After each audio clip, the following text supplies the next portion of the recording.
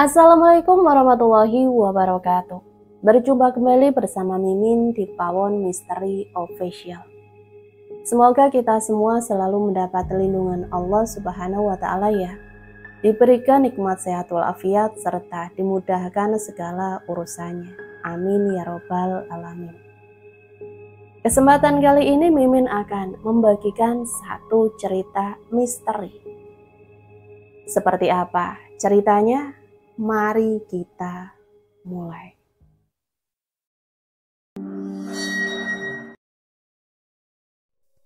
Sebuah mobil travel bergerak pelan membelah jalanan pedesaan yang becek dan berbatu. Angin sore pegunungan membuat daun-daun melambai lembut, membawa aroma tanah basah yang khas. Jalanan kecil menuju rumah berliku dinaungi pepohonan rindang yang sesekali bergoyang diterpa angin. Aini memandang keluar jendela mobil travel yang mereka tumpangi. Matanya menangkap hamparan sawah hijau membentang, tapi pikirannya entah kemana, terasa berat.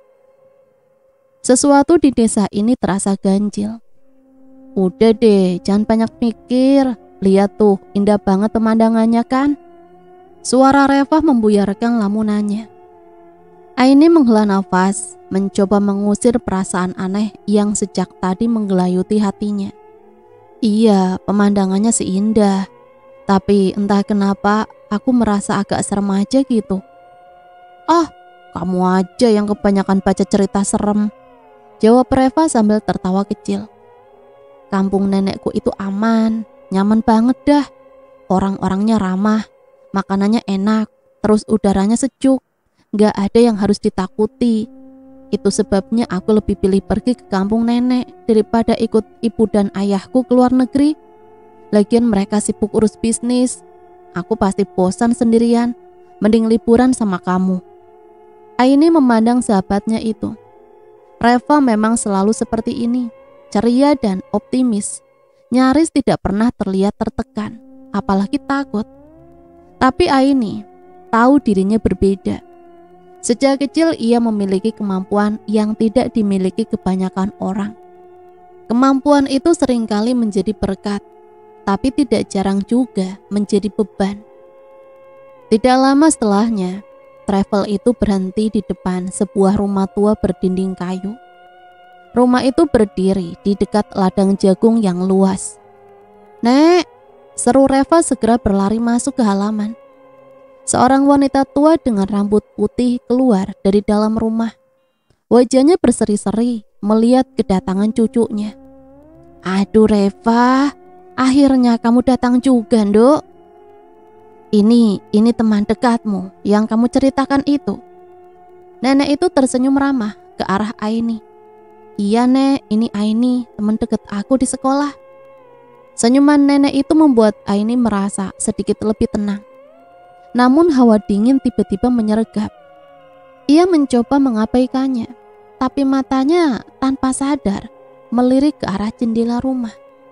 Sekilas ia merasa ada sesuatu yang mengintip dari balik jendela. Sesuatu dengan tatapan yang dingin dan kosong. Berusaha tidak peduli, Aini langsung memutuskan untuk membersihkan diri. Malam itu ia dan Reva membantu nenek menyiapkan hidangan makan malam. Desa terasa sunyi sekali, tidak ada suara kendaraan. Hanya sesekali terdengar lolongan anjing dari kejauhan. Aini duduk di kasur lipat di kamar tamu, mencoba memejamkan mata. Reva sudah tertidur di sebelahnya. Dengkuran halus terdengar dari mulutnya. Sepertinya ia kelelahan sekaligus kekenyangan, sampai bisa tidur dengan mudah. Namun Aini tidak bisa tidur. Ada sesuatu yang terus mengganggunya. Telinganya menangkap suara samar seperti seseorang menangis pelan, mendayu penuh kesakitan. "Tolong aku, tolong." Aini membuka matanya lebar-lebar. Suara itu terdengar jelas di telinganya, seolah seseorang berbisik tepat di sebelahnya. Ia menoleh memastikan sahabatnya masih tidur lelap. Tidak mungkin Reva yang berbicara.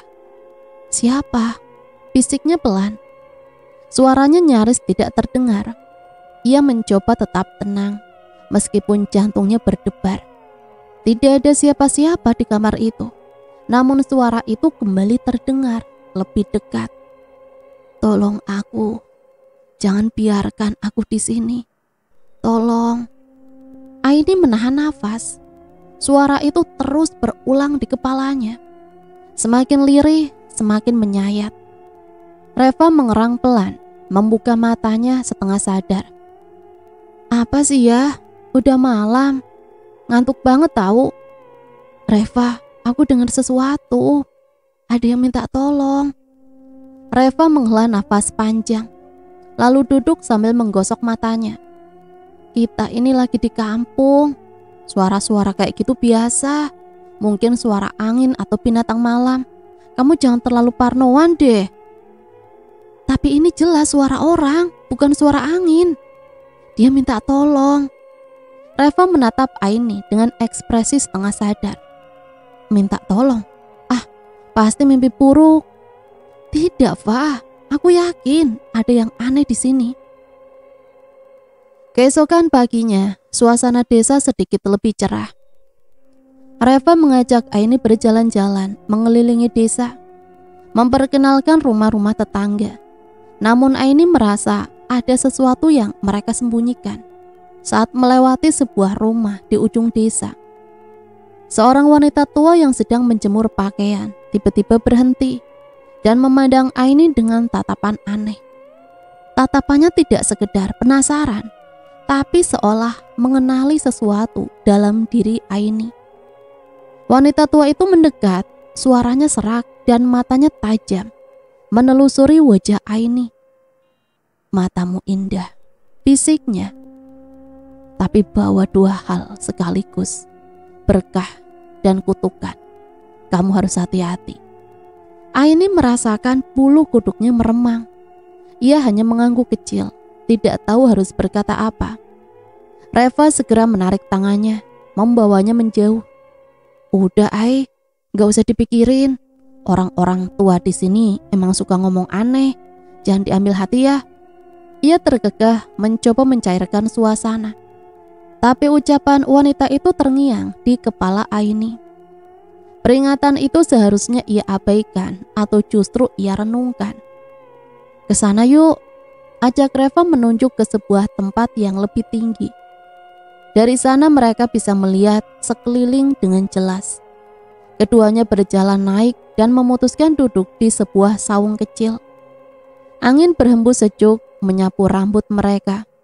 Sementara pemandangan hijau membentang luas. Namun di tengah ketenangan itu, mata Aini tertumbuk pada sesuatu di kejauhan. Itu apa ya? Sumur? Tanyanya menunjuk ke sebuah lubang gelap di tengah kebun yang tampak terbengkalai. Iya, sumur tua udah gak dipakai lagi. Jawab Reva santai sambil mengunyah permen karet. Aini mengerutkan kening. Entah kenapa dadanya terasa sesak, seperti ada yang berbisik di telinganya. Aku di sini. Ia tersentak. Pandangannya kembali ke sumur itu. Suara itu sangat lirih, hampir seperti bisikan angin. Tanpa sadar Aini berdiri dan turun dari saung dengan langkah cepat. Mau kemana kamu? Tanya Reva heran. Aini tak menjawab. Kakinya melangkah mendekati sumur tua itu. Setibanya di tepi sumur, ia menatap ke dalam. Gelap pekat. Hanya terdengar suara tetesan air di dasarnya. Ngapain kamu ke situ? Cuma penasaran aja, Fa, gumamnya. Reva menghela nafas. Jauh-jauh deh dari situ. Katanya sumur ini ada penunggunya. Dulu waktu kecil aku suka main di sini, tapi nenek selalu marah kalau aku mendekat. Bahaya katanya. Aini tidak menjawab, matanya menangkap sesuatu di tepi sumur. Sebuah gelang kaki perak dengan ukiran nama di permukaannya. Perlahan ia mengambilnya dan membaca tulisan yang tertera di sana. Samantha, bisiknya. Apa itu? Reva mendekat. gelang kaki ada namanya, Samantha. Jawab Aini pelan. Kamu kenal seseorang dengan nama ini? Reva menggeleng. Gak pernah dengar, mungkin punya orang yang tinggal di sekitar sini kali. Ia mengedikkan bahu, tak terlalu peduli. Malam semakin larut, angin bertiup kencang, membawa hawa dingin yang menyerap hingga ke tulang. Suasana sunyi, hanya suara dedaunan bambu yang berdesir seperti bisikan samar yang berulang-ulang. Aini duduk di tempat tidur, menatap gelang kaki itu.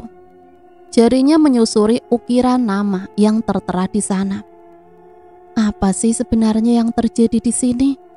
Gumamnya. Reva yang sedang rebahan di sebelahnya menoleh. Masih mikirin gelang itu? Aini mengangguk tanpa mengalihkan perhatiannya pada gelang itu. Aku gak ngerti, tapi aku ngerasa ada sesuatu yang salah. Sejak nemu gelang ini, aku merasa semakin gak nyaman. Kamu itu kebanyakan mikir, itu cuma gelang bekas kok. Kebetulan aja ada di sana. Kita kesini buat liburan, Ai, bukan buat main detektif. Tapi kenapa aku terus mendengar suara-suara aneh? Suara Aini bergetar. Kemarin malam aku dengar ada yang minta tolong, Pak. Sekarang aku merasa kayak ada yang ngeliatin kita. Kamu gak ngerasa apa-apa? Reva menghela nafas panjang. Enggak, Ai. Mungkin karena aku enggak sepeka kamu kali. Tapi please deh, andai benar yang kamu bilang, jangan terlalu dipercaya. Setan itu bisa aja iseng mau ngerjain kamu. Jangan sampai kamu malah jadi takut sendiri. Aini diam. Ia tahu Reva tidak akan pernah mengerti. Ada sesuatu yang berusaha berkomunikasi dengannya. Ada sesuatu atau seseorang. Udah malam, aku ngantuk, ujar Reva. Akhirnya ia segera membalikkan badan dan tertidur. Aini tahu Reva selalu berusaha menenangkan suasana. Tapi kali ini hatinya sulit diyakinkan. Ada sesuatu yang tidak bisa ia abaikan. Gelang itu seolah membawa energi lain. Mungkin Reva benar. Mungkin ia memang terlalu memikirkan hal ini. Lebih baik tidur saja deh.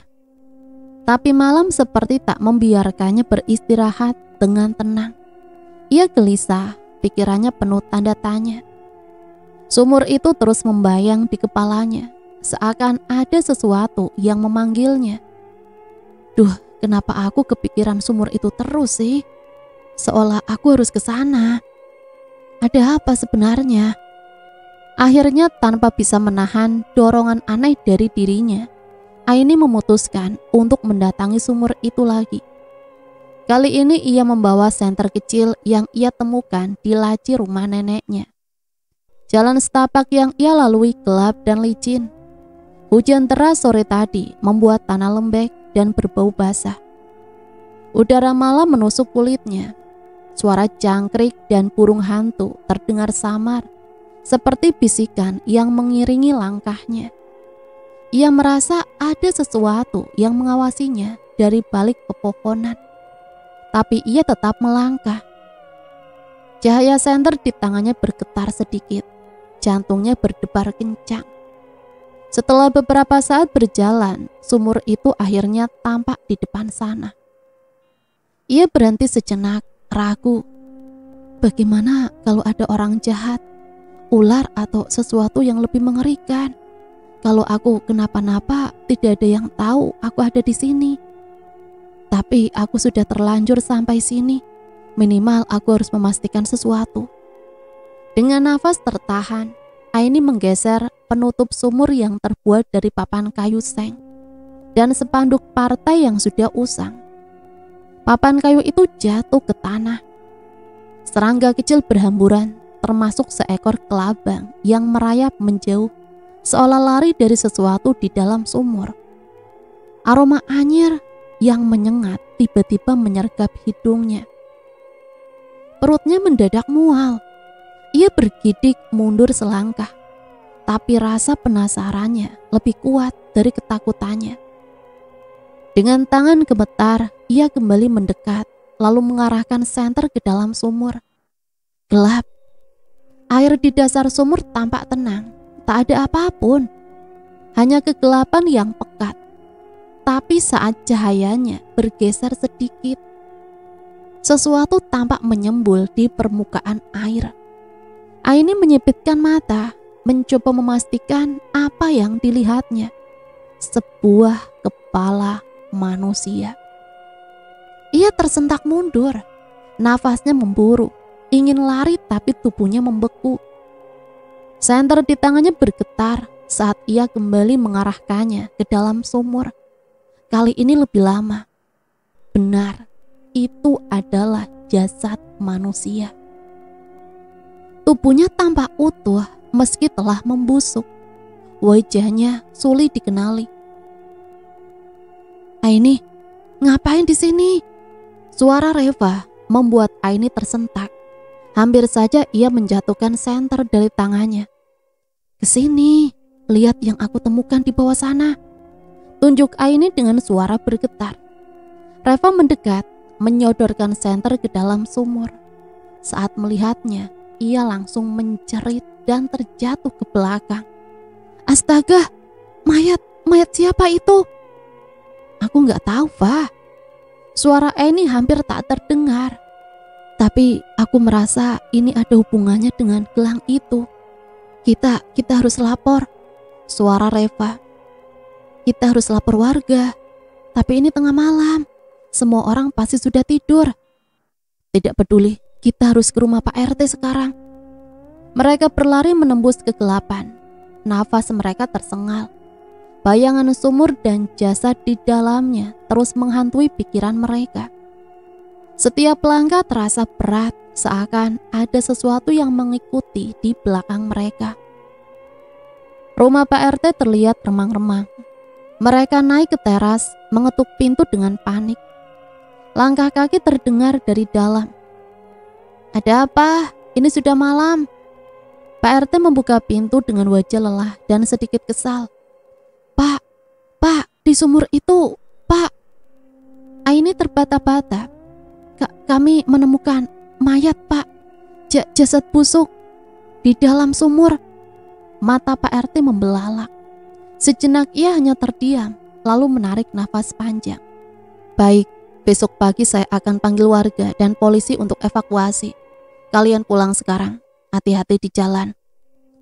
Akhirnya mereka pun pulang, tapi mereka tetap tidak bisa tidur.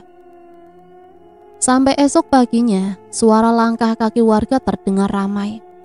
Berita penemuan mayat di sumur telah menyebar. Aini dan Reva hanya mengintip dari dalam rumah. Mereka tak ingin melihat proses evakuasi. Reva menelan ludah. Semalam saja bayangan jasad itu sudah membuatnya ingin muntah. Bagaimana kalau ia melihatnya di bawah sinar matahari? Nenekmu di mana? Tanya Aini pelan. Gak tahu. Reva mengangkat bahu. Mungkin ikut lihat evakuasi jenazah kali. Hingga menjelang siang rumah terasa sepi. Biasanya nenek Reva sudah sibuk sejak pagi, memasak, menyapu halaman. Tapi hari ini ia tak terlihat dimanapun. Masa nenekmu belum pulang juga? Suara Aini semakin khawatir. Reva masuk ke kamar ujung di belakang, namun kamar itu kosong. Nek, di mana sih? Panggilnya sambil mencari ke dapur. Tidak ada jawaban. Aini ikut membantu mencari. Mereka memeriksa kamar nenek, halaman belakang, bahkan sumur tua. Tapi nenek tidak ada di mana-mana. Hanya ada aroma samar kayu bakar yang terbawa angin. Wah, mungkin ke rumah tetangga. Aini mencoba memberi kemungkinan. Reva menggeleng. Nenek jarang ke rumah tetangga. Kalaupun iya, pasti dia bilang dulu. Ini gak ada bilang apa-apa. Tiba-tiba seseorang tetangga lewat di depan rumah. Seorang pria tua dengan topi caping membawa karung kecil di punggungnya. Reva segera menghampirinya. Pak Wira, lihat nenek saya enggak? Dari tadi pagi enggak ada di rumah. Pak Wira menghentikan langkahnya, mengernyitkan dahi. Tadi pagi saya lihat Mbok Saidah jalan ke arah hutan. Kayaknya mau cari kayu bakar deh di hutan. Reva langsung tampak cemas. Tapi kenapa nenek nggak bilang ya? Biasanya pamit. Pak Wira menggeleng. Mungkin nenekmu buru-buru mau cari kayu buat masak. Tapi aku harap nenek kamu nggak masuk hutan terlalu jauh. Itu hutan, ada yang bilang nggak aman. Ada apa di hutan itu, Pak? Tanya Aini, merasa ada sesuatu yang disembunyikan. Beberapa waktu lalu di hutan sana ditemukan mayat seperti korban pembunuhan yang jasadnya dibuang ke hutan. Takutnya pembunuh itu cari aman dan sembunyi di sekitar hutan buat menghilangkan jejak. Reva menelan ludah. Makasih Pak Wira, saya coba cari nenek dulu. Setelah pria itu pergi, Reva segera menarik tangan Aini. Kita harus cari nenek sekarang juga. Aini mengangguk meskipun hatinya diliputi rasa takut. Mereka bergegas menyusuri jalan menuju hutan. Hari sudah menjelang sore. Setelah hampir seharian mencari hingga ke pinggir hutan, mereka harus pulang dengan perasaan lelah dan putus asa. Reva duduk di kursi ruang tamu, menggenggam cangkir teh yang kini sudah dingin. Aini duduk di sampingnya, menatap sahabatnya dengan penuh simpati. Kita coba cari besok lagi ya. Mungkin nenek nyasar dan belum ketemu jalan keluar. Reva mengangguk pelan. Meski jelas terlihat dia mulai kehilangan harapan. Tapi kalau ada apa-apa sama nenek, aku nggak tahu harus gimana. Lebih baik sekarang kamu hubungi orang tuamu, minta bantu doa supaya nenekmu cepat ketemu. Belum sempat menjawab, sesuatu jatuh di depan pintu. Suara beratnya menggetarkan lantai kayu. Mereka terdiam. Aini menelan ludah lalu bangkit perlahan. Di depan pintu tergeletak sebuah batu besar. Batu itu dibungkus dengan selembar kertas kusut yang diikat dengan tali. Reva memungutnya, membuka lilitan kertas dengan jari gemetar. Matanya membesar saat membaca tulisan yang tercoret dengan tinta merah tebal. Jangan ikut campur. Apa-apaan ini? Suaranya bergetar, antara marah dan takut. Aini menatap kertas itu dengan wajah pucat. Kayaknya ini peringatan deh. Ada yang gak suka kita nyari tahu soal nenek. Atau mungkinkah ini soal mayat itu? Reva menggeleng tidak percaya. Tapi siapa yang bakal ngirim ancaman kayak gini? Ini kampung Aini. Semua orang di sini saling kenal, saling jaga. Harusnya kita aman di sini. Aman? Gimana dengan jasad itu? Dia menemui ajal di kampung ini. Artinya di sini itu nggak aman, Fa. Reva tidak menjawab. Ia merasakan hawa dingin kembali menyelimuti dirinya. Rasa khawatir dan putus asa membuat tubuhnya melemas. Aini merasakannya juga. Dari sudut matanya ia seperti menangkap bayangan seseorang berdiri di kejauhan, menatap mereka. Tapi saat ia memutuskan turun dari teras, menyorotkan senter ke arah tadi, bayangan itu lenyap. Kita cuma berdua, gak ada yang jaga, kata Aini akhirnya. Besok aku bakal coba hubungi mama dan papa lagi. Semoga bisa terhubung, sinyal di sini benar-benar jelek. Mereka segera masuk ke rumah lalu menutup pintu rapat-rapat. Tapi malam itu tidur menjadi hal yang mustahil. Aini terus mendengar bisikan-bisikan samar di telinganya. Kali ini suara itu lebih jelas. Cari dia, temukan dia. Aini membuka matanya lebar-lebar. Ia menoleh ke arah Reva yang sudah terlelap. Lalu memandang gelang kaki di atas meja di samping tempat tidur. Bisikan itu kembali terdengar. Kali ini lebih jelas, seperti sebuah permohonan yang mendesak. Jahat, hukum mereka. Aini menutup telinganya, menolak untuk mendengarkan. Namun suara itu terus terngiang, berulang-ulang, semakin pelan, semakin samar, hingga akhirnya lenyap bersamaan dengan kantuk yang perlahan menyerangnya. 2 hari berlalu dalam kegelisahan. Pencarian nenek Reva akhirnya membuahkan hasil. Warga desa yang berani masuk lebih jauh ke dalam hutan menemukan jejak kaki samar, membawa mereka ke sebuah gubuk kecil yang tersembunyi di balik rimbunan pepohonan. Gubuk itu tua, reot, kayunya lapuk, dan hampir roboh. Aroma busuk menyelinap keluar dari celah-celah dindingnya. Saat pintu didobrak, mereka menemukan nenek Reva di dalam. Namun tubuhnya telah membeku dalam kematian. Ia terikat di kursi kayu dengan luka-luka menganga di sekujur tubuhnya. Bekas goresan tajam, lebam kebiruan, dan darah yang telah mengering, seolah menjadi saksi penderitaan panjang yang dialaminya sebelum maut menjemputnya. Wajahnya kaku, matanya membelalak seakan menahan teror yang tak terlukiskan. Bibirnya sedikit terbuka seolah hendak mengatakan sesuatu, sebuah pesan yang tak pernah tersampaikan. Desa gempar, tak ada yang tahu siapa yang tega melakukan kekejaman sekeji ini. Saat kabar itu sampai di telinga Reva, tubuhnya melemas. Ia tak bisa berkata-kata, hanya bisa menatap kosong. Kenapa?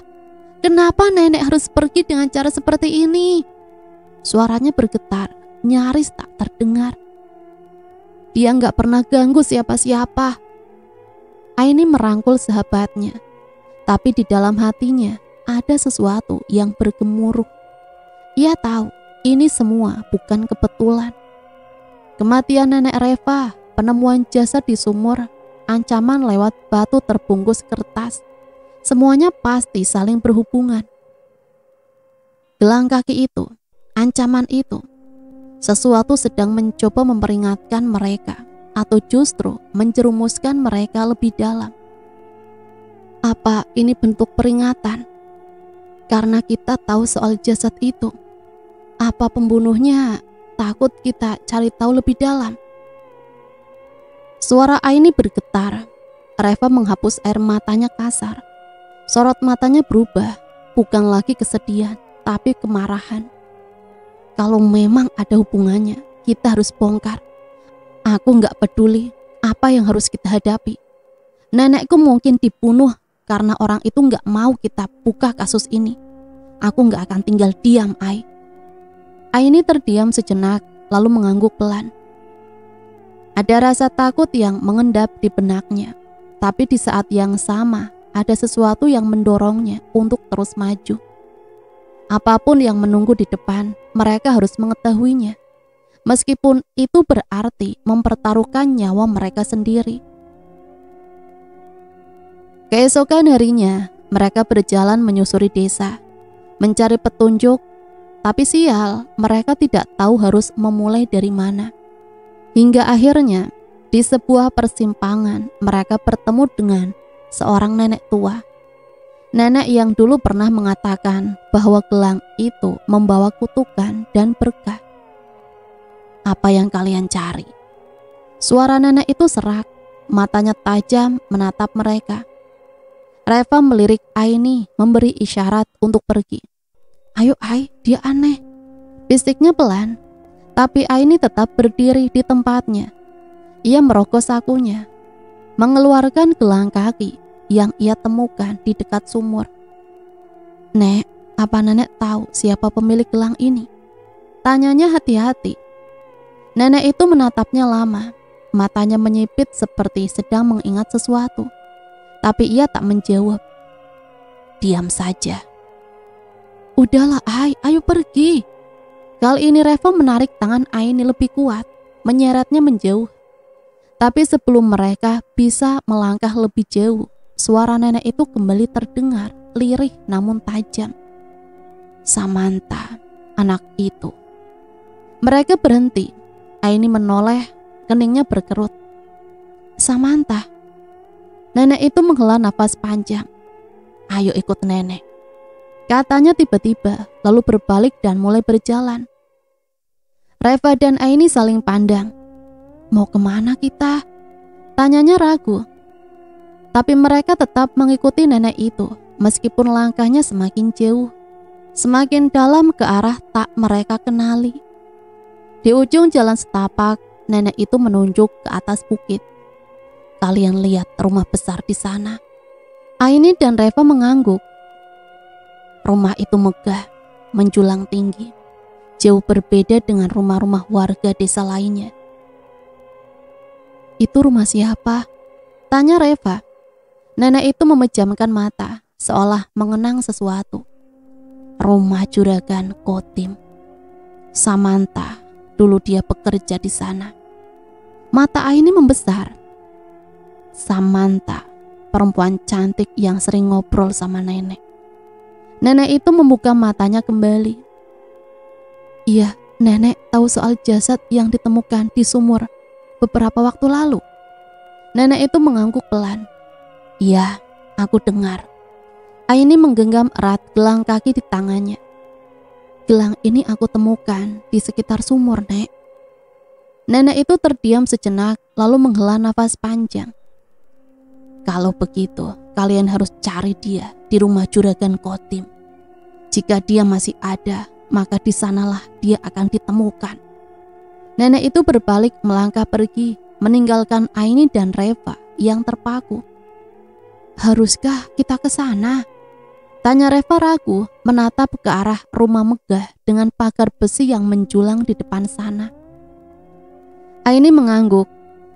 Akhirnya mereka berjalan menuju rumah megah itu. Mereka berjalan semakin dekat. Tangan Aini perlahan memegang pagar besi, menatap ke halaman.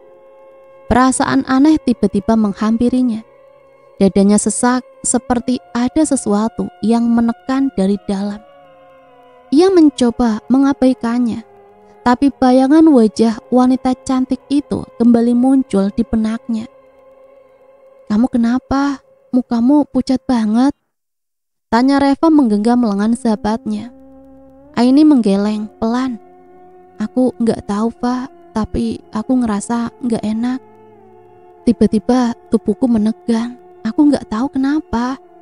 Tiba-tiba tubuh Aini tersentak beberapa saat sebelum akhirnya menunduk. Reva menelan ludah, berusaha menepis rasa takut yang mulai merayap di tubuhnya. Reva panik, memanggilnya berkali-kali, tapi Aini tidak merespon. Wajahnya tampak berbeda. Guratan urat-urat kecil mulai tampak di sekitar pipinya. Matanya kosong, tatapannya lurus ke depan. Lalu sebuah bisikan pelan keluar dari bibirnya. Suaranya terdengar aneh, bukan seperti suaranya yang biasanya. Dia bilang, dia akan bertanggung jawab. Tapi dia bohong. Dia bohong. Ai, kamu kenapa? Reva mengguncang bahu Aini, tapi sahabatnya itu tetap tidak bereaksi. Tubuh Aini jatuh berlutut, kedua tangannya mencengkram tanah. Reva semakin ketakutan. Lalu Aini kembali berbicara, tapi kali ini suaranya lebih dalam, lebih berat, seperti suara orang lain yang keluar dari dalam tubuhnya. Penjahat, pembunuh, dia harus membayar. Dia harus merasakan apa yang aku rasakan. Lalu Aini tersadar. Tubuhnya ambruk ke tanah. Nafasnya tersengal-sengal. Reva segera menghampirinya, membantu Aini untuk duduk. Ai, kamu gak apa-apa? Kamu gak apa-apa kan, Ai? Aini memegangi kepalanya, masih terlihat linglung. Aku lihat sesuatu. Lihat apa? Aku lihat perempuan bernama Samantha. Dia lagi bertengkar hebat sama seorang pria di rumah besar itu. Aku gak ingat semua obrolannya, tapi intinya Samantha bilang pria itu harus bertanggung jawab. Tapi pria itu malah marah dan mengusirnya. Reva mengerutkan kening. Perempuan itu juragan Kotim. Aku gak tahu rupa juragan Kotim, tapi kalau aku ketemu orang dalam bayanganku tadi, aku rasa aku bisa ingat wajahnya. Haruskah kita temui juragan Kotim itu? Tapi aku ragu. Kalau ditanya gimana? Dan kalau yang kamu bilang benar, kalau dia memang pembunuhnya, kita bisa bahaya. Aini terlihat semakin pucat. Reva menggigit bibirnya, menahan kegelisahan. Serius, kondisi kamu juga lagi lemah. Ayo pulang aja dulu. Akhirnya mereka kembali ke rumah. Suasana mencekam masih menyelimuti mereka. Reva terus memperhatikan Aini yang tampak gelisah. Malam harinya, Reva kembali bertanya, kamu yakin? Kamu gak apa-apa? Aini mengangguk meskipun wajahnya tidak meyakinkan. Aku gak apa-apa, Fa, tapi aku tahu satu hal. Apa? Samantha gak akan berhenti sampai kita menemukan kebenaran. Reva merinding mendengar ucapan itu. Ia ingin menyerah, ingin berhenti terlibat dalam semua ini. Tapi rasa kehilangan neneknya membuatnya terus maju. Kita harus cari tahu lebih jauh, Ai.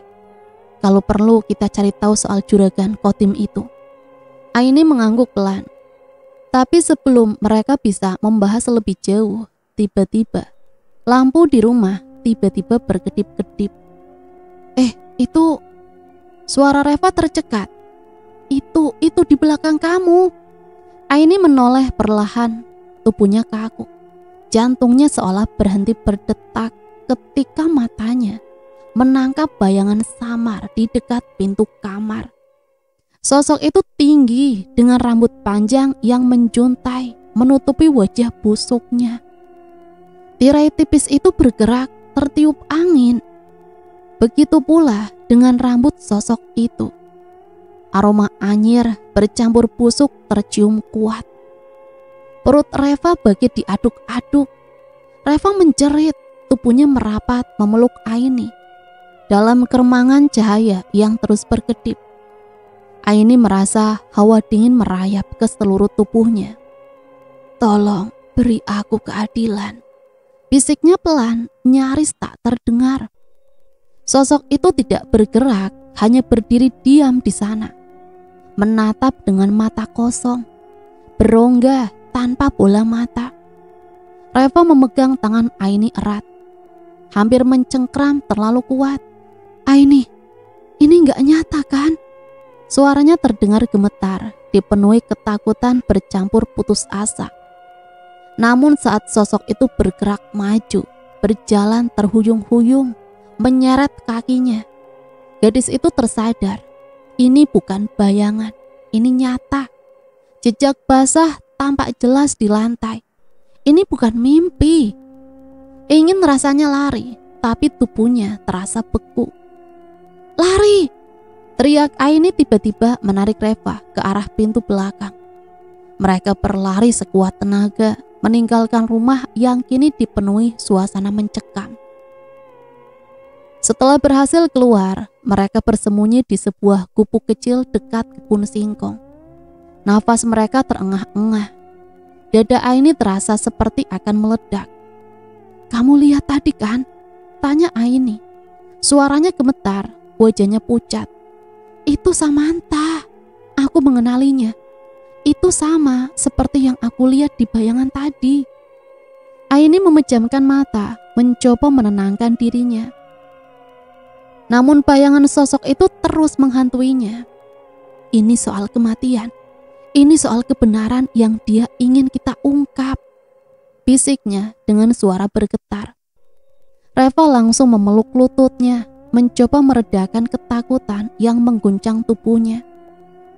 Tapi bagaimana kalau ini terlalu berbahaya? Gimana kalau kita nggak bisa keluar hidup-hidup? Aini menggenggam tangan Reva erat. Fa, kita udah sejauh ini. Kita nggak bisa mundur sekarang. Kalau kita berhenti, semua ini akan sia-sia. Lagi pula nenekmu, dia juga korban dari semua ini. Reva mengangguk pelan. Meskipun masih ketakutan, ia tahu Aini benar, tapi perasaan ngeri itu tetap susah ia hilangkan. Setelah memastikan suasana cukup tenang, mereka memutuskan untuk mendatangi satu tempat lagi yang harus mereka selidiki. Rumah Juragan Kotim. Kalau Samantha berani berwujud, muncul di depan kita seperti tadi, mungkin karena dia mau nunjukin sesuatu. Dan aku yakin jawabannya ada di Juragan Kotim, kata Aini dengan nada tegas. Rumah Juragan Kotim berdiri megah di ujung desa. Tidak seperti rumah-rumah lain yang terlihat rapuh. Rumah itu megah dengan nuansa klasik. Pilar-pilarnya menjulang kokoh. Tapi kalau kita masuk ke rumah ini, kita bisa habis. Kalau Juragan Kotim benar-benar ada hubungannya dengan kematian Samantha dan nenekmu, dia juga bisa jadi dalang di balik ancaman-ancaman yang kita dapat. Tapi masa kita hanya diam saja? Reva hanya bisa mengangguk pelan. Pagar rumah tidak terkunci, sementara satpam yang bertugas berjaga malam tampaknya ketiduran di posnya. Dengan hati-hati mereka menyelinap masuk melalui bagian belakang rumah. Untungnya di halaman samping dan belakang penuh dengan tanaman hias dan pot-pot tinggi yang bisa menyembunyikan mereka. Setelah memastikan tidak ada yang memperhatikan, mereka berhasil masuk ke dalam rumah melalui jendela kamar paling belakang yang sepertinya lupa untuk ditutup. Suasana di dalam rumah terasa sunyi, seolah penghuninya sudah terlelap. Hai, kita harus cari petunjuk di mana? Di mana saja mungkin ada yang bisa kita temukan di rumah ini. Mereka berjalan perlahan, mencoba tidak membuat suara sekecil mungkin. Namun tiba-tiba langkah mereka terhenti saat mendengar suara dari ruang tamu. Aini memberi isyarat pada Reva untuk diam. Mereka berjongkok di balik sofa besar, mengintip ke arah ruang tamu. Di sana Juragan Kotim sedang berbicara dengan seorang pria muda yang mereka kenali sebagai anaknya. Kita nggak bisa terus begini, Pak, kata pria muda itu dengan nada cemas. Kalau ada yang tahu soal Samantha, kita bisa kena masalah besar. Sial sekali gadis-gadis itu. Kenapa pula mereka harus mengecek sumur tua itu? Padahal itu tempat yang sempurna buat membuang mayatnya. Sia-sia buat rumor serem kalau di sana sering ada penampakan. Biar nggak ada yang mendekati sumur itu. Juragan Kardi mendesis marah. Diam, jangan sebut-sebut nama itu lagi. Semua sudah selesai. Samantha sudah mati dan tidak ada yang tahu soal itu. Tapi Pak, pria muda itu kembali mencoba bersuara, namun langsung dipotong. Diam, Bapak sudah sengaja sebar fitnah kalau Samantha kabur setelah curi uang di rumah kita. Rencana Bapak itu sudah sempurna. Orang-orang percaya dan gak ada yang bakal nyangka kalau jasad itu adalah dia. Lagian Samantha itu sebatang kara, gak ada yang peduli, apalagi nyariin dia. Sudah, kamu tenang saja, ucap Juragan Kotim dengan nada tenang, seolah-olah masalah itu tak berarti apa-apa. Aini menutup mulutnya, menahan nafas, jantungnya berdebar kencang mendengar pengakuan itu. Reva di sebelahnya gemetar hebat, wajahnya pucat pasi. Pak, aku mendengar percakapan dua gadis itu. Mereka menemukan gelang kaki Samantha. Kalau mereka sampai serahin itu ke polisi, bisa habis kita, Pak. Wajah Juragan Kodim masih tampak tidak tenang. Kalau ada yang berani mengungkit soal Samantha, Bapak sendiri yang akan membereskan mereka. Sama seperti aku membereskan nenek perempuan itu yang kemarin. Mau bagaimana lagi? Dia memergoki Bapak yang sedang membuang jasad saingan bisnis Bapak ke sungai. Sekalian saja Bapak habisi. Siapa sangka dia nenek dari salah satu gadis itu. Reva menahan teriakannya. Air matanya mengalir deras. Ia ingin berlari, ingin menghajar Juragan Kodim saat itu juga. Tapi Aini menahannya. Jangan, Fah, jangan. Kalau kita ketahuan, kita nggak akan bisa keluar dari sini. bisik Aini dengan suara pelan. Namun malang tak dapat ditolak. Saat Aini mencoba menarik Reva untuk mundur perlahan, kakinya menyenggol vas bunga yang ada di meja kecil. Vas itu jatuh dan pecah dengan suara keras. Juragan Kodim langsung menoleh ke arah sumber suara. "Siapa di sana?" teriaknya. Aini dan Reva mencoba lari, tapi mereka terlalu lambat. "Jangan lari!" Suara Juragan Kodim yang menggelegar langsung membuat penjaga yang ada di luar berlari dan bertabrakan dengan tubuh kekar itu. Saat hendak berlari keluar, mereka pun tertangkap dengan mudah. Juragan Kodim mendekat dengan wajah dingin. "Kalian, berani-beraninya kalian masuk ke rumahku. Tapi bagus, jadi aku tak perlu susah-susah untuk menculik kalian." Ucapnya lalu tertawa kecil, tapi nadanya sangat mengancam. "Kenapa? Kalian mau melaporkan aku? Kalian pikir kalian bisa keluar hidup-hidup dengan informasi yang kalian kantongi itu? Kami gak akan takut sama kamu. Kebenaran pasti akan terungkap," tantang Aini. Meski tubuhnya gemetar, Juragan Kodim mendekat ke arah mereka. Wajahnya penuh amarah. "Kebenaran? Kalian pikir dunia ini peduli sama kebenaran? Dunia hanya peduli dengan harapan. Dan aku punya itu," katanya dengan tatapan penuh kebencian. Juragan Kodim memberi isyarat pada anak buahnya, "Bawa mereka ke gubuk di tengah hutan. Aku akan urus mereka nanti." Aini dan Reva dibawa ke sebuah gubuk tua di tengah hutan dengan mata ditutup kain. Sesamanya di gubuk, penutup mata mereka dibuka. Gubuk itu tampak menyeramkan dengan dinding kayu yang sudah lapuk dan atap yang nyaris terbuka. Aini mengenali tempat itu. "Ini tempat nenekmu ditemukan," bisiknya dengan suara bergetar.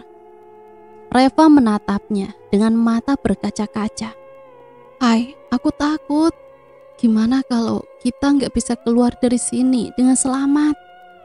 Aini menggenggam tangan Reva erat. "Kita pasti bisa, Fa. Kita harus tetap kuat." Mereka diikat di salah satu tiang kayu di dalam gubuk. Udara di dalam terasa pengap dan suara-suara aneh dari luar membuat suasana semakin mencekam. Suara kuntilanak terkikik seolah sedang mengejek. Suara burung hantu menambah kesan seram. Ditambah lolongan anjing liar di kejauhan semakin memperburuk ketegangan di dalam gubuk itu. Dua gadis yang nyawanya sudah di ujung tanduk itu semakin ketakutan.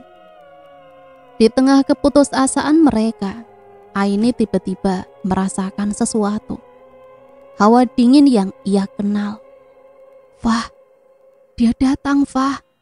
Suara Aini bergetar hampir seperti anak kecil yang ketakutan di tengah malam. Namun Aini tidak menjawab. Tubuhnya tiba-tiba menegang. Matanya membelalak kosong ke depan. Nafasnya menjadi berat seolah ada sesuatu yang merasuki tubuhnya. Reva mulai panik. "Ai, jangan kayak gini dong. Sadar, Aini." Ia mengguncang-guncang tubuh sahabatnya, tapi Aini hanya diam. Tiba-tiba Aini berbicara, namun suaranya berubah. Itu bukan suara Aini yang biasa. Suara itu terdengar seperti perempuan lain, lebih penuh dendam, dan menggema di dalam ruangan kecil itu. "Dia harus bayar." Suara itu berkata menggema di telinga mereka. Reva menatap Aini dengan mata membelalak. Ia tak bisa bergerak. Aini!" Serunya mencoba membangunkan sahabatnya itu dari keadaan aneh itu. Namun Aini hanya tertawa kecil. Tawa yang membuat bulu kuduk Reva berdiri. Dia pikir dia bisa lolos. Tapi tidak ada yang bisa lolos dari dosa besar ini. Reva terdiam. Ia tidak tahu harus berkata apa. Ia hanya bisa memandang Aini dengan ketakutan, berharap ini semua hanya mimpi buruk. Tapi kenyataan di depannya terlalu nyata untuk diabaikan. Tiba-tiba pintu gubuk terbuka. Juragan Kodim masuk dengan langkah berat, diikuti oleh 2 anak buahnya. Wajahnya penuh amarah, matanya menatap nyalang. "Sudah selesai kalian sekarang," katanya dengan nada dingin. Juragan Kodim mendekat lalu mencengkram dagu Aini kuat-kuat. Namun sebelum mereka bisa mendekat, Aini, atau lebih tepatnya Samantha, dalam tubuh Aini mendongak. Tatapannya tajam, penuh kebencian yang begitu dalam. "Jangan sentuh aku," katanya. Suaranya rendah, tapi penuh ancaman.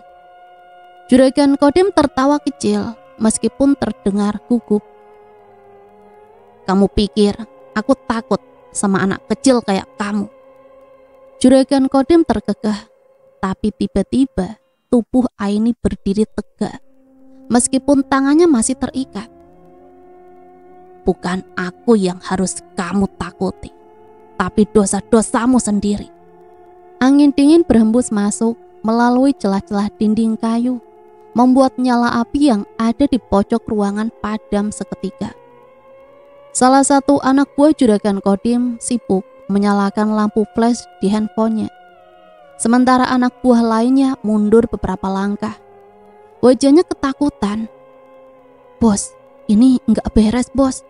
Ini bukan kayak biasanya," kata salah satu anak buahnya itu dengan suara gemetar. Juragan Kodim menggeram. "Diam, jangan jadi pengecut." Namun sebelum ia bisa melakukan apa-apa, tubuh Aini melangkah maju. Tali yang mengikat tangan mereka, juga Reva, tiba-tiba terlepas, seolah ada kekuatan tak terlihat yang memutuskannya. Aini atau Samantha mengangkat tangannya dan menunjuk langsung ke Juragan Kodim. "Kamu pikir kamu bisa membuangku seperti sampah, membunuhku dan anakku tanpa konsekuensi?" Tertekun wajahnya, memucat. Samantha melalui tubuh Aini tersenyum dingin. "Ya, ini aku. Aku kembali untuk menuntut balas. Kamu tidak akan bisa lari lagi." Seketika tubuh Juragan Kodim terangkat dari tanah, seperti ada kekuatan yang tak terlihat yang mencekiknya. Ia gelisah, mencoba melawan, memberontak, namun sia-sia. Anak buahnya hanya bisa diam, menatap dengan ketakutan, tidak tahu harus berbuat apa. Tubuh Juragan Kodim terlempar keluar, menghantam pohon dengan keras, hingga terbatuk-batuk darah. Juragan Kodim berusaha menjauh. Ini pertama kalinya dia diganggu hal gaib. Sebab di rumahnya ada pagar gaib dari dukun andalannya yang bisa melindunginya. Aini masih dalam keadaan kesurupan, mengikuti di belakangnya dengan Reva yang terpaku ketakutan mencoba menyusul. "Akui, bersihkan namaku yang kau buat kotor. Akui dosamu. Kalau tidak..." Suara Aini atau Samantha terputus, lalu lanjut dengan ancaman yang penuh kebencian. "Apa kamu gak akan mengakui? Andai kamu mau menuruti mauku, menggugurkan kandungannya." Cekikan itu semakin keras, semakin kencang. Juragan Kodim tercekat, hampir tak bisa berkata apa-apa. Baik, aku akan mengakui semuanya. Lepaskan aku bisa mati." Juragan Kodim memohon. Kepalanya mulai terasa panas, seperti mau meledak. Dadanya terasa kosong. Tak ada lagi oksigen yang bisa masuk. Aini tersenyum, senyum yang tidak manusiawi. Juragan Kodim jatuh tersungkur ke tanah dengan nafas terengah-engah. Ikat tangannya, bawa dia kembali ke desa. Suara Aini terdengar datar, seperti datang dari tempat yang jauh. Reva ketakutan, segera mengambil tali dan mengikat tangan Juragan Kodim ke belakang. Ia membawa tubuhnya yang gemetar keluar dari hutan. Sementara Aini mengikuti di belakang mereka. Langkahnya teratur dan dingin. "Aku menjagamu," bisikan Samantha terdengar lirih di telinga Reva. Hawa dingin menyentuh kulitnya, membuatnya merinding dalam kegelapan hutan yang menakutkan. Reva kini merasa terjebak dalam mimpi buruk yang tak berujung. Mereka terus berjalan dan langkah-langkah mereka menggema di udara yang berat. Di tengah desa, warga mulai berkumpul. Mereka terbangun oleh suara gedoran pintu yang tak bisa dijelaskan. Angin dingin tiba-tiba menerpa wajah mereka seperti pertanda buruk. Ketika mereka keluar, mereka melihat pemandangan yang tak pernah mereka bayangkan. Juragan Kodim dengan tangan terikat di belakang berjalan terbata-bata di tengah jalan desa. Reva mengikutinya, tubuhnya semakin terasa lemah. Sementara Aini melangkah dengan tatapan kosong. "Apa yang terjadi?" bisik salah satu warga. "Kenapa Juragan Kodim diikat?" Samantha dalam tubuh Aini berhenti di tengah kerumunan. Ia mengangkat tangannya dan tubuh Juragan Kodim terlempar ke tanah dengan kekuatan yang tak tampak. Wajah penuh keringat, matanya melebar karena ketakutan. "Katakan pada mereka, Kodim. Katakan apa yang sudah kamu lakukan padaku, juga pada nenek gadis itu." Samantha berbicara melalui tubuh Aini dengan suara yang penuh kebencian. Juragan Kodim menggelengkan kepala, mulutnya gemetar. "Tidak, aku tidak akan mengakuinya." Samantha menggerakkan tangannya sekali lagi, dan tubuh Juragan Kodim terangkat ke udara, menjerit kesakitan. "Katakan, kau berjanji, katakan semuanya." Teriakan itu menggema di udara malam yang sunyi. Baik, aku akan bilang. Tolong turunkan aku." Juragan Kodim memohon. Tubuhnya terengah-engah, lehernya hampir terasa tercekik. Dia adalah istri sekaligus gundiku. Dia hamil anakku, tapi dia mengancam akan membongkar semuanya pada istriku yang sedang berobat di kota, juga pada warga desa. Aku tidak punya pilihan lain. Pengakuan itu menghanguskan udara malam. Aku harus menjaga namaku jelang pencalonan politikku. Jadi aku membunuhnya dan membuang jasadnya di sumur tua agar tak ada yang curiga. Aku bilang Samantha pergi dari rumah setelah mencuri uang di rumahku. Warga desa tertegun. Beberapa dari mereka berbisik-bisik, tak percaya dengan apa yang baru saja mereka dengar. Lainnya memandang Juragan Kodim dengan wajah penuh kemarahan dan membakar. "Katakan apa yang kau lakukan setelah itu?" Samantha bertanya dengan suara penuh kebencian. Juragan Kodim menunduk, wajahnya penuh ketakutan. "Aku habisi dia di hutan." "Astagfirullahaladzim." Sumpah serapah keluar dari mulut warga. Mereka terkejut dan marah. "Kau pikir dosamu akan hilang begitu saja?" Samantha melanjutkan. Suara kemarahannya semakin keras, membuat udara terasa semakin sesak. "Kau pikir aku akan membiarkanmu hidup setelah semua yang kau lakukan padaku?" Juragan Kodim gemetar. Air mata mengalir di wajahnya. "Maafkan aku, tolong, maafkan aku."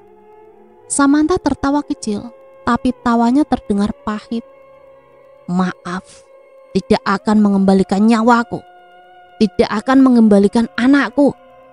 Setelah pengakuan itu, tubuh Aini ambruk ke tanah. Samantha akhirnya keluar dari tubuhnya, meninggalkan Aini yang kini terkulai lemas. Sebelum pergi, Samantha menatap Juragan Kodim sekali lagi. "Dosa besar tidak akan pernah terhapus. Aku akan menunggumu di sisi lain. Aini terbangun, nafasnya tersengal-sengal. Reva langsung menghampirinya, memeluknya erat. Aini, kamu gak apa-apa Aini. Aini mengangguk pelan, meskipun tubuhnya masih lemah. Aku rasa ini sudah selesai. Warga desa mengamankan Juragan Kodim dan membawanya ke rumah Pak RT. Esok hari dia akan dibawa ke kantor polisi untuk mempertanggungjawabkan perbuatannya. Semua orang jadi saksi atas pengakuannya malam ini. Namun keesokan paginya, desa dikejutkan oleh berita mengerikan. Juragan Kodim ditemukan tewas tergantung di pohon mangga yang ada di belakang rumah Pak RT. Tidak ada yang tahu bagaimana bisa itu terjadi. Tapi banyak yang percaya ini adalah kutukan Samantha. Aini dan Reva memutuskan untuk meninggalkan desa. Keesokan malamnya, orang tua Reva yang sebelumnya berada di luar negeri datang menjemput mereka. Mereka tahu kenangan mengerikan itu akan terus menghantui mereka. Tapi mereka juga tahu bahwa mereka telah melakukan hal yang benar. Saat mereka berjalan meninggalkan desa, Reva menoleh ke arah Aini. Kamu yakin semuanya sudah selesai kan? Aini terdiam sejenak. Aku nggak tahu, Pak. Tapi semoga saja. Tiba-tiba suara bisikan terdengar, membuat Reva dan Aini mendadak menoleh ke belakang. Mereka saling pandang dan melihat sosok wanita cantik bergaun putih selutut, sedang melambai ke arah mereka dengan senyuman yang menyeramkan. Reva dan Aini pun mengangguk pelan, seakan mengerti bahwa tidak ada kejahatan yang tak punya balasan. Dan hukum karma akan selalu ada kemanapun kamu bersembunyi. Dan cerita selesai sampai di sini. Semoga cerita ini bisa menemani hari-hari teman-teman semua ya. Dan semoga ada pembelajaran yang bisa kita ambil dari cerita ini.